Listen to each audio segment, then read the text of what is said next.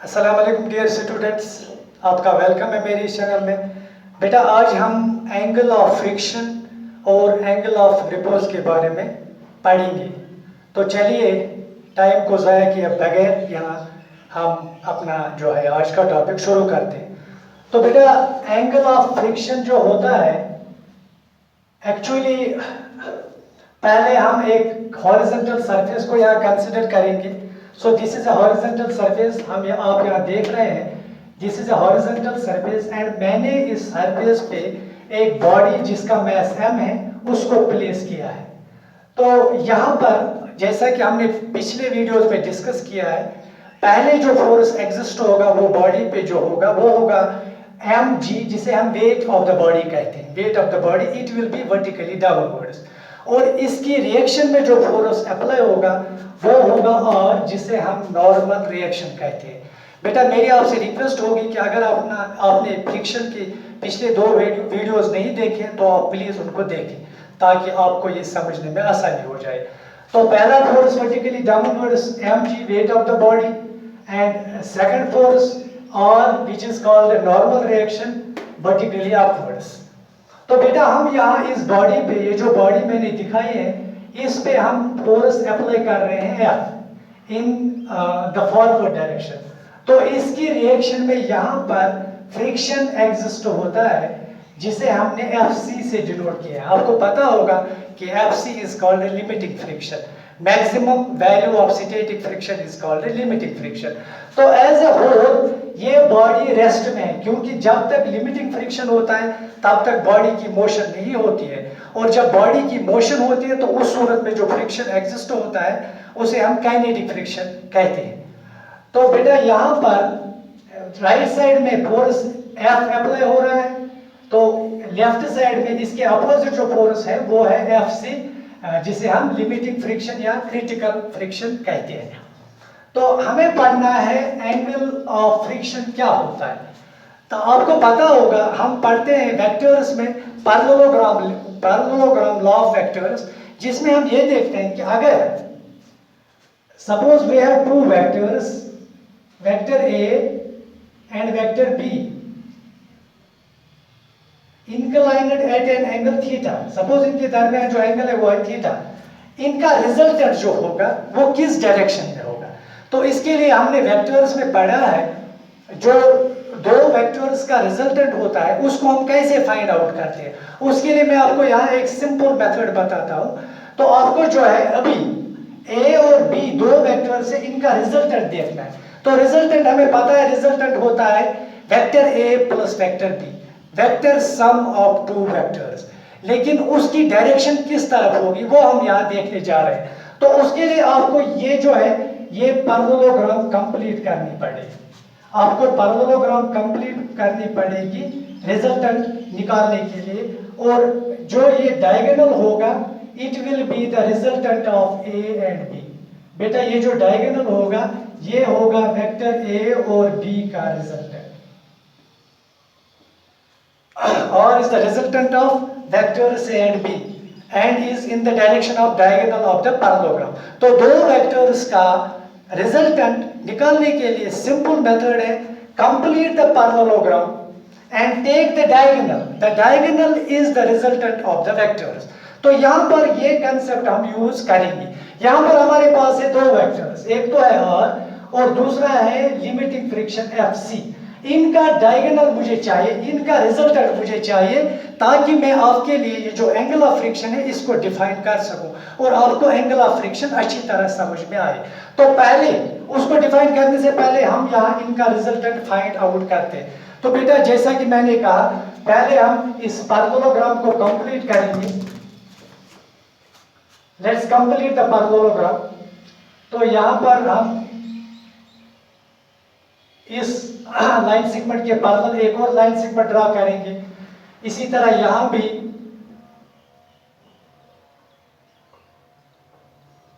Okay, तो इस direction में होगा, the resultant will be in this direction, this will be the resultant of vectors R and FC। सो बेटा this is the resultant, इसे हम OP से डिनोट करते हैं। तो OP is the resultant of vectors R and FC.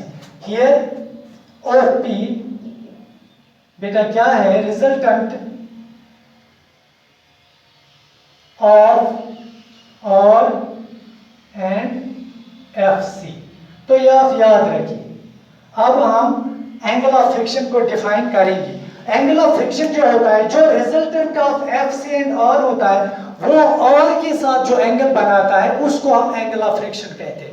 एक बार फिर repeat कर रहा हूं मैं, resultant of FC limiting friction and the normal reaction, जो एंगल नॉर्मल रिएक्शन के साथ बनाता है उसको हम बेटा एंगल ऑफ फ्रिक्शन कहते हैं।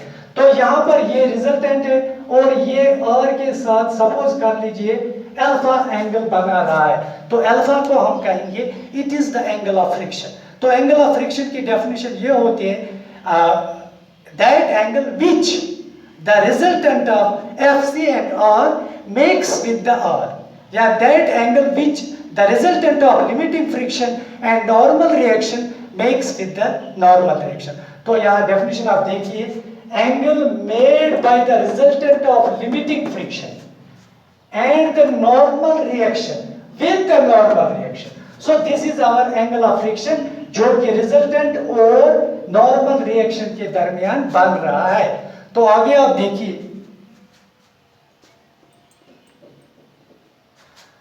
अब अगर हम इस ट्रायंगल को लें तो आपको पता है ये चूंकि ये एक पैरेललोग्राम है, लिहाजा ये साइड भी FC के बराबर होगा। अगर ये साइड FC है तो it will be also FC। तो अगर आप इस ट्रायंगल को लें जिसे हमने OP, आप यहाँ क्यूर नाम इसका रख सकते हैं, तो OQP ट्रायंगल में in right triangle OQP we have बेटा tan अल्फा जो होगा, tan अल्फा की वैल्यू होगी perpendicular divided by base. Perpendicular FC है एंड बेस जो है वो R है, तो this is the value of tan alpha. तो आगे हम लिख सकते हैं tan alpha is equal to FC की वैल्यू हमें पता है, FC जो होता है वो होता है mu S into R divided by R। हमने पिछले वीडियोस में पढ़ा है FC जो लिमिटिंग फ्रिक्शन होता है it is always equal to mu S into R, where mu S is the coefficient of static friction. Mu S जो होता है इसे हम स्टैटिक फ्रिक्शन का कोएफिशिएंट कहते हैं। तो यहाँ अगर हम ये वैल्यू सब्स्टिट्यूट कर ले तो हमने देखा R और R तो कैंसिल हो जाएगा, we get tan alpha is equal to mu S। So बेटा ये एक इंपॉर्टेंट रिजल्ट है जो न्यूमेरिकल्स में हमारे काम आएगा। टेंजेंट इसे हम कहते हैं tan अल्फा, हम इसको ऐसे भी कह सकते हैं tangent of the angle of friction is equal to coefficient of limiting friction. तो आप ये बात याद रखें, tangent of the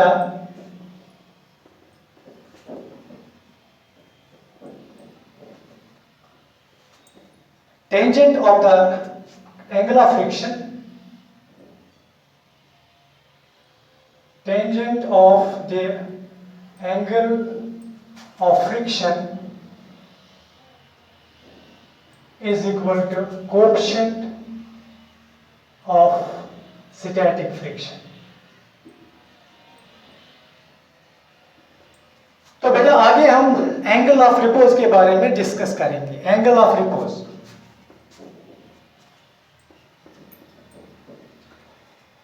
angle of repose के लिए हमें एक एग्जांपल से शुरू करना पड़ेगा। आप मान लीजिए ये एक इंक्लाइंड प्लेन है, this is an inclined plane making an angle theta with the horizontal. So horizontal surface, inclined plane. तो यहां पर इस पे मैं एक ब्लॉक, एक बॉडी को प्लेस कर रहा हूं जिसका मास सपोज कीजिए m है। तो थीटा को हम कहते हैं बेटा angle of inclination, angle of inclination, angle of inclination. तो अगर ये एंगल ऑफ इंक्लिनेशन 0 होगा तो उस सूरत में जो ये इंक्लाइंड प्लेन होगी या इंक्लाइंड सरफेस होगी it will be on the horizontal surface, या आप कह सकते हैं कि ये दोनों जो हैं ये पैरेलल होंगी। तो उस सूरत में हमारी कॉन्फ़िगरेशन जो होगी वो इस तरह होगी। तो उस सूरत में जो फ्रिक्शन होगा मैक्सिमम होगा, क्योंकि बॉडी की स्लाइड करने की चांसेस जो होंगे वो कम होंगे। अगर हम इस एंगल ऑफ इंक्लिनेशन को बढ़ाते हैं, अगर हम थीटा को इंक्रीज करेंगे ऐसे, अगर हमने थीटा को यहां से यहां ले लिया, तो जो बॉडी है इस इंक्लाइनेड प्लेन पे इसमें स्लाइडिंग हो सकती है। आप देखिए, अगर हमने इस एंगल को बढ़ा दिया, अगर हमने थीटा को इंक्रीज किया, तो ये सिचुएशन होगी इस बॉडी की, this will be the situation of the body. तो आपको it is a common sense कि स्लाइडिंग करने की चांसेस जो होंगी, बॉडी में जो मोशन के चांसेस होंगी वो ज्यादा होगी। जो जो एंगल ऑफ इंक्लिनेशन बढ़ता जाएगा, स्लाइडिंग होने की चांसेस भी बढ़ती जाएगी। आप ये इमेजिन कर सकते हो कि अगर बॉडी इस तरह है तो उसकी स्लाइडिंग होने के चांसेस कम है। अगर ये जो इंक्लाइनेड प्लेन है थोड़ा और इस डायरेक्शन में आती है तो स्लाइडिंग होने के चांसेस ज्यादा बनते हैं। तो एक स्टेज ऐसा होगा, एक एंगल ऐसा होगा जब बॉडी में स्लाइडिंग होगी, या हम यूं कह सकते हैं कि the body will be about to slide down the inclined plane, down the inclined plane. तो जिस एंगल पे स्लाइडिंग होने वाली होगी, जिस एंगल पे बॉडी स्लाइड करने वाली होगी, उस एंगल को हम कहते हैं क्रिटिकल एंगल और एंगल ऑफ रिपोज, और आप ये भी कह सकते हैं स्लाइडिंग एंगल। तो यही हमारा टॉपिक है, angle of repose. Angle of repose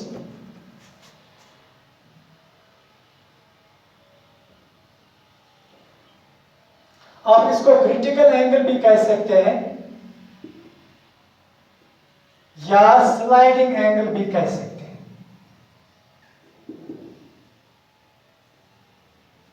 बेटा इसे हमें दूसरी फिगर की जरूरत पड़ेगी। इसे हम थीटा सी से डिनोट करते हैं, theta C, critical angle, angle of repose और स्लाइडिंग एंगल। तो इसको डिफाइन करने से पहले हम पहले फिगर पे आते हैं। So this is an inclined plane. This is the horizontal. So यहाँ पर हमने एक बॉडी प्लेस की। तो बेटा आपको पता है कि बॉडी में अब जबकि एंगल थीटा सी है, एंगल ऑफ रिपोज, तो बॉडी में स्लाइडिंग होने की मैक्सिमम चांसेस इस सूरत में होंगी। तो बॉडी की मोशन जो होगी इस तरफ होगी, जो मोशन होगी वो इस तरफ होगी। तो बॉडी का वेट आपको पता है it is always vertically downwards, जिसे हम mg से डिनोट करते हैं।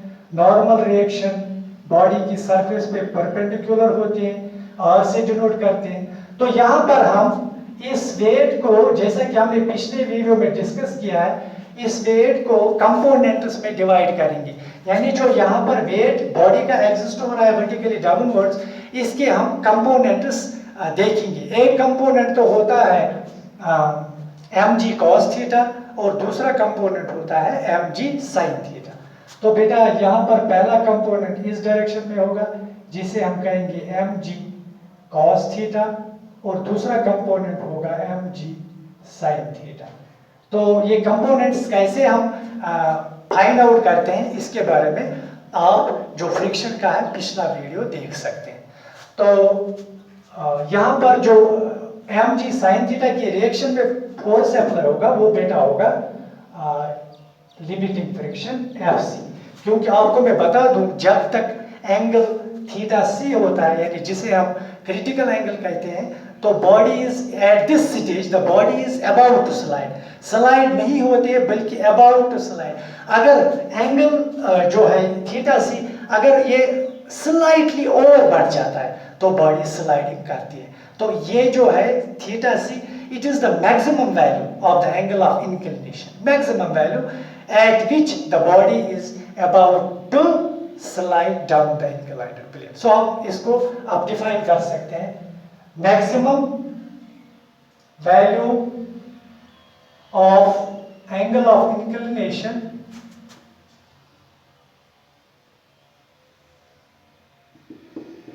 at which the body is about to slide down the inclined surface. So this is the definition of angle of repose. तो बेटा यहाँ हम एक इम्पोर्टेंट रिजल्ट डिराइव करने वाले हैं, इसीलिए हमने यहाँ पर जो है फिगर ड्रॉ की। तो पहले जो बॉडी पे वेट, बॉडी पे जो पहला फोर्स एग्जिस्ट होगा वो वेट ऑफ द बॉडी होगा, जिसे हम mg कहते हैं। तो उसकी हमने यहाँ पर कंपोनेंट्स फाइंड आउट की। एक कंपोनेंट जो है उसको हमने नॉर्मल रिएक्शन के अपोजिट डायरेक्शन में ले लिया, वो उसकी वैल्यू जो है mg cos थीटा है, और जो दूसरा कंपोनेंट है that is mg sin theta. अब जो यहाँ पर फ्रिक्शन, चूंकि बॉडी की टेंडेंसी डाउनवर्ड्स है, बॉडी के मोशन की टेंडेंसी जो है वो डाउनवर्ड्स है, तो फ्रिक्शन जो होगा वो अपवर्ड्स अप्लाई होगा। तो यहाँ पर लिमिटिंग फ्रिक्शन अप्लाई होगा, क्योंकि लिमिटिंग फ्रिक्शन उस सूरत में अप्लाई होता है जब body at the verge of motion होती है, जब बॉडी अबाउट टू स्लाइड होती है, बॉडी स्लाइड करने वाली होती है, इसीलिए हमने यहाँ पर लिमिटिंग फ्रिक्शन का यूज किया है। तो बेटा अब देखिए, बॉडी में there is no vertical motion in the body, vertical motion body में नहीं होगी, लिहाजा ये जो फोर्सेस हैं R and mg cos theta they will be balanced. या आप यूं कह सकते हैं इनकी वैल्यू सेम होगी, या आप यूं कह सकते हैं कि इनका रिजल्टेंट जीरो होगा। तो यहाँ पर there is no vertical motion in the body, therefore R will be equal to mg cos theta. Equation number 1। तो similarly there is no motion along the plane, along the inclined plane, inclined plane. Body is about to move, but बेटा body move नहीं कर रही है बल्कि about to move. So there is no motion along the plane. So ये जो forces हैं Fc and mg sin theta ये भी बैलेंस्ड होंगी, यानी इनका जो रिजल्टेंट है वो भी जीरो होगा, या आप यूज कह सकते हैं ये जो दो फोर्सेस होंगी equal in magnitude opposite in direction होंगी। तो हम लिख सकते हैं यहाँ पर Fc जो होगा वो किसके बराबर होगा, mg sin थीटा। तो अगर हम इक्वेशन 2 को इक्वेशन 1 से डिवाइड करें, व्हाट विल वी गेट? तो आप देखिए यहाँ पर हमें मिलेगा Fc, हमने क्या करना है, इक्वेशन 2 को इक्वेशन 1 से डिवाइड करना है। So we will get here Fc divided by R is equal to mg sin theta, mg sin theta divided by mg cos theta, mg cos theta। तो mg कैंसिल हो जाएगा, we will get Fc की value हमें पता है, Fc की value होती है mu s into r, mu s into r। तो यहाँ लिख सकते हैं हम mu s into r divided by r is equal to sin theta by cos theta is equal to tan theta। so आगे हम बेटा लिख सकते हैं r और r कैंसिल हो जाएगा, so we get mu s equal to tan theta। तो आप यहाँ देखिए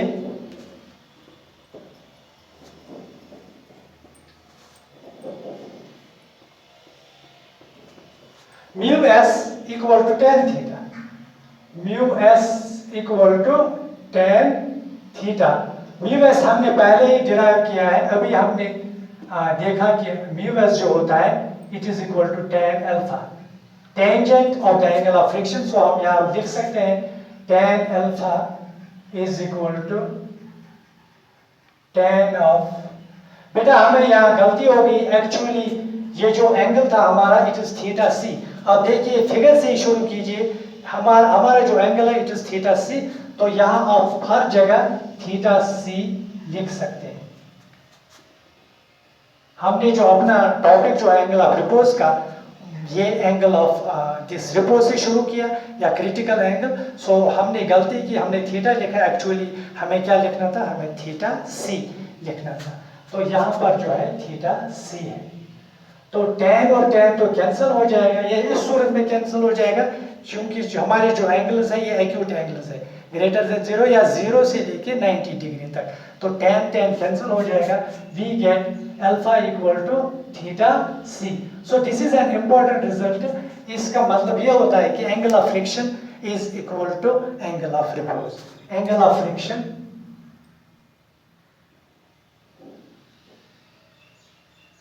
is equal to angle of repose. So this was angle of repose and angle of friction. अब हम आज के वीडियो के लास्ट टॉपिक पे आते हैं, एक्सेलरेशन डाउन द प्लेन। अगर बॉडी स्लाइड करती है डाउन द प्लेन तो उस सूरत में एक्सेलरेशन बॉडी में कितनी होगी, और वो केस तभी एग्जिस्ट होगा जब हम लिमिटिंग फ्रिक्शन को काइनेटिक फ्रिक्शन से रिप्लेस करेंगे। क्योंकि अगर हम बॉडी की मोशन पे आ रहे हैं तो हम कहते हैं कि आप बॉडी, हम कंसिडर कर रहे हैं कि body is moving down the plane, तो उस सूरत में लिमिटिंग फ्रिक्शन अप्लाई नहीं होगा, बल्कि आपको पता है उस सूरत में जो है काइनेटिक फ्रिक्शन अप्लाई होता है। क्योंकि स्टैटिक फ्रिक्शन जो होता है, जिसकी लिमिटिंग केस होती है लिमिटिंग फ्रिक्शन, ये तब तक बॉडी पे अप्लाई होता है, तब तक मोशन को अपोज करता है जब तक बॉडी रेस्ट में होती है। जब बॉडी मोशन में आती है तो जो उसके बाद जो फ्रिक्शन होता है उसे हम काइनेटिक फ्रिक्शन कहते हैं। तो फाइनल टॉपिक पे आते हैं आज के।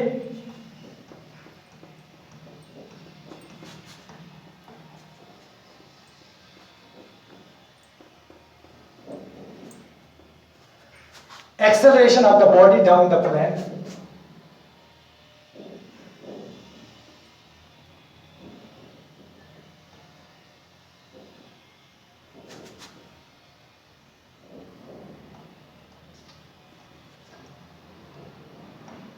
या आप expression for acceleration of the body down the plane कह सकते हैं। तो फिर से वही figure, inclined plane, horizontal surface, यहां हमें कंसिडर करना है जो एंगल ऑफ इंक्लिनेशन है it is greater than critical angle, क्योंकि जब तक क्रिटिकल एंगल है तब तक मोशन नहीं है।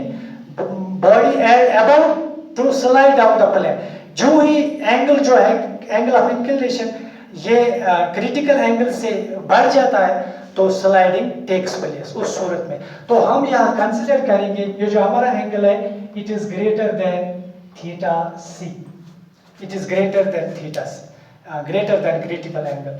तो बॉडी यहाँ पर हम प्लेस कर रहे हैं, this will be the friction F K, जैसा मैंने पहले कहा काइनेटिक फ्रिक्शन, क्योंकि बॉडी की मोशन है अब डाउन द प्लेन। तो अगर डाउन द प्लेन मोशन है तो फ्रिक्शन जो एग्जिस्ट होगा वो अप द प्लेन होगा। तो यहाँ पर जो कंपोनेंट अभी हमने देखा, एक तो है weight of the body, this is weight of the body, mg, इसका component mg cos theta, this is the normal reaction r, and this is the component mg sin theta, this is the body of mass m. Okay, as we have done before, there is no vertical motion in the body में कोई vertical motion नहीं है, so r will be equal to mg cos theta, they will be balancing forces, r is equal to mg cos theta. Okay, चूंकि आप body में motion है, motion is in this direction, तो बेटा आप ये दो फोर्सेस काइनेटिक फ्रिक्शन और mg sin theta they will not be balanced, ये इक्वल नहीं होंगे और इनका रिजल्टेंट है वो जीरो नहीं होगा, जैसा हमने अभी डिस्कस किया। आप यहाँ पर बॉडी पे जो है नेट फोर्स अप्लाई हो रहा है जो जिसकी डायरेक्शन डाउन द प्लेन है, तो यहाँ पर हम नेट फोर्स का यूज करेंगे। Net force on the body, net force on the body is F is equal to mg sin theta minus Fk। जैसा आपको पता है नेट फोर्स निकालने के लिए हम जो है क्योंकि ये फोर्स अब ग्रेटर है क्योंकि मोशन डाउनवर्ड्स है, तो mg sin theta minus Fk। वैसे भी हम नेट फोर्स निकालने के लिए आपको पता होगा अगर कोई बॉडी है, यहाँ पर कोई बॉडी है, कोई मैस है, अगर यहाँ फोर्स F1 अप्लाई हो रहा है, यहाँ फोर्स F2 अप्लाई हो रहा है, तो मान लीजिए F1 is greater then F2, तो बॉडी में डिस्प्लेसमेंट होगी टुवर्ड्स राइट। तो अगर वो नेट फोर्स जो बॉडी पे अप्लाई हो रहा है, क्योंकि एक फोर्स ग्रेटर है और दूसरा फोर्स स्मॉलर है, तो नेट फोर्स जो होगा वो होगा F नेट जो होगा वो होगा F1 माइनस F2। ये हमने पिछले टॉपिक्स में डिस्कस किया है। तो यहाँ पर जो नेट फोर्स होगा बेटा वो होगा mg sin theta minus Fk, where Fk is the kinetic friction. तो आपको पता है according to Newton second law of motion net force जो होता है that is equal to ma, where a is acceleration produced in the body। So हम लिख सकते हैं ma is equal to mg sin theta minus Fk की value होती है mu k into r, where mu k आपको पता है mu k is equal to coefficient of kinetic friction, kinetic friction. तो बेटा यहाँ हम एक और सेटअप करते हैं mg sin theta minus mu K, r की वैल्यू आप सब्स्टिट्यूट कीजिए, r की वैल्यू यहाँ पर है mg cos theta, mg cos theta. Okay, so यहाँ पर mg कॉमन है तो हम लिख सकते हैं mg is ma equal to mg बार लिखेंगे हम, यहाँ रहेगा sin theta minus mu K cos theta. तो m के साथ कैंसिल होगा, सो वी हैव बेटा अगर हम यहाँ लिखें सो वी हैव बेटा a is equal to g times sin theta minus mu K cos theta। So this is the value of acceleration down the plane। ये जो आज हमने कुछ टॉपिक्स डिस्कस किए, angle of friction, angle of repose, acceleration down the plane, ये हमारी अब help करेंगे न्यूमेरिकल सॉल्व करने में, और कभी कभी एग्जाम में भी इन डेरिवेशंस को पूछा जाता है। तो अगले वीडियो में इंशाल्लाह हम काइनेटिक फ्रिक्शन, जैसा कि मैंने आपसे वादा किया है, चूँकि ये काइनेटिक फ्रिक्शन से पहले ही आ रहे थे अकॉर्डिंग टू द सिलेबस, तो मुझे इनको डिस्कस या करना पड़ा। तो अगले वीडियो में हम काइनेटिक फ्रिक्शन लेके आएंगे। तब तक के लिए खुदा हाफिज़।